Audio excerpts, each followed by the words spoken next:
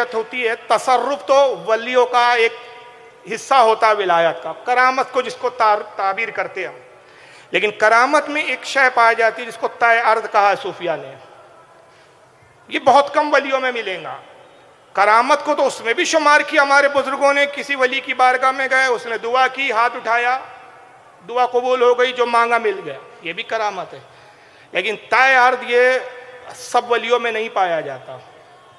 ये बहुत कम औलिया कराम ऐसे मिलेंगे जिनको तय अर्द का मकाम दिया गया है। उसमें हमारे एक ताजुल औलिया भी है। तय अर्द क्या होता है? लम्हे भर में लाखों करोड़ों मील दूर तक तसर्रुफ कर जाता, हुदूद मिटा दिए जाते हैं, हदें और सरहदें नहीं होती इनके लिए।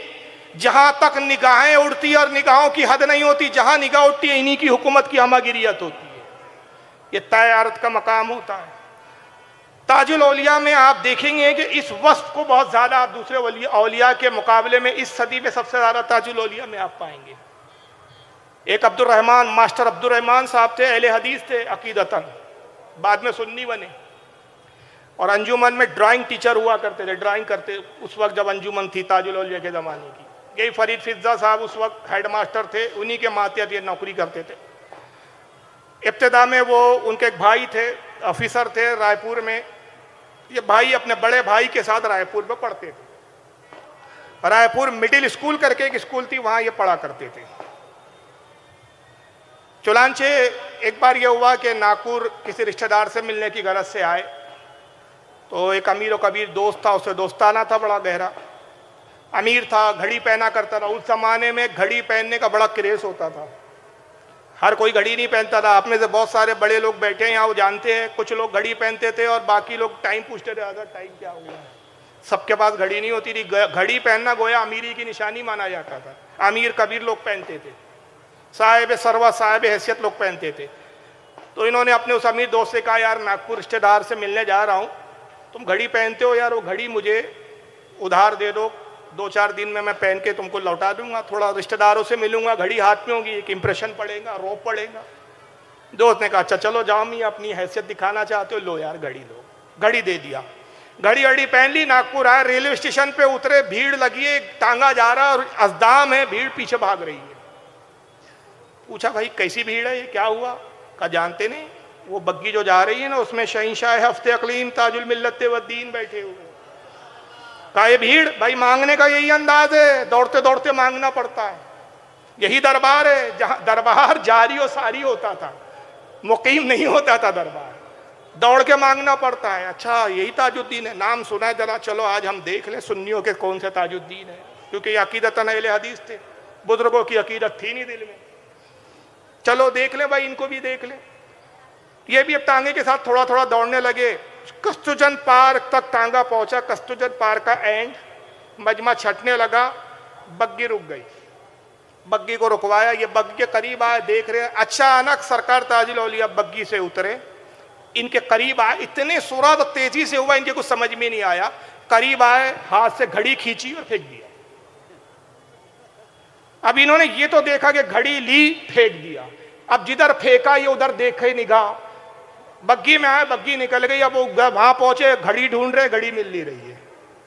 परेशान यार, दोस्त की घड़ी थी, महंगी घड़ी है, अब दोस्त को क्या जवाब दूंगा, रोना आ रहा है, रो भी रहे हैं, घड़ी ढूंढ रहे हैं, मिल नहीं रही है। यही तो फेंका, यही तो गिरी थी यार, साफ जगह है, कोई दलदल नहीं, कोई मिट्टी नहीं, कुछ मामला नहीं है, बिल्कुल साफ जगह। घड़ी कहाँ गई? घड़ी दिखी नहीं रही। 1-1.5 घंटा घड़ी ढूंढने में गुजर गया, घड़ी नहीं मिली, मायूस हो गए। बहरहाल वापस आया। वो रिश्तेदार जिनसे मिलने आए थे, वहां दिल भी नहीं लग रहा है। 2-3 दिन कयाम की गरज से आए थे, एक ही दिन दिल उचाट हो गया, बार बार घड़ी का ख्याल, दोस्त को क्या जवाब दूंगा, ये परेशानी।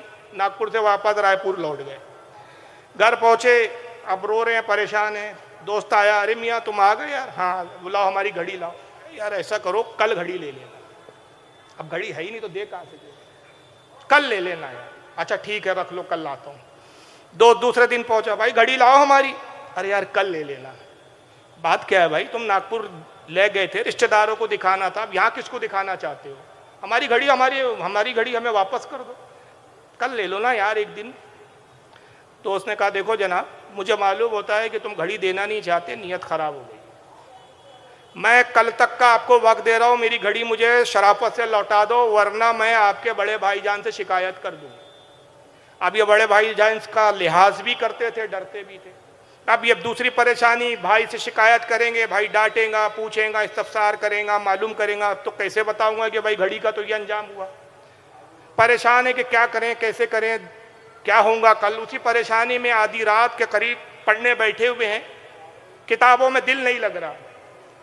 टेबल लैम्प जल रहा है, कमरे में अंधेरा, और टेबल लैम्प में पढ़ रहे, लेकिन पढ़ते हैं तो दिल नहीं लगता है किताबों में। बस दिल में बार बार ख्याल आता है, और ये ख्याल आया और रोने लगे कि मैं भी क्या पागल आदमी था कि एक पागल के पीछे भागा।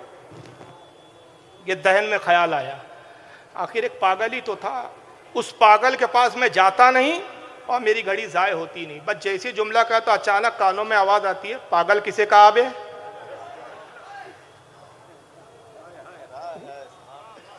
ये जनाब आवाज़ की तरफ पलटे। आवाज़ किधर से आई? जैसे ही पलटे तो आवाज़ जहां से आई थी कहने वाला नजर नहीं आया, दूसरी आवाज़ आती है। पागल कहता है, ले रे अपनी घड़ी वापस। पलट के टेबल की तरफ देखते तो घड़ी रखी हुई है जनाब। ये नागपुर आए साहब, अकीदे से तौबा की और सुन्नी सही अकीदा हो गए। जान गए कि भाई जो नागपुर से रायपुर घड़ी पहुंचा सकता है वो क्या नहीं कर सकता। ये है तय अर्द की मंजिल, हाथ नागपुर से बढ़ाएं तो रायपुर पहुंच जाए। ये है तय अर्द की मंजिल, और यहीं तक मंजिल नहीं रही, ये घड़ी पहुंचा देना ये मैं कहता हूं छोटी मामला है।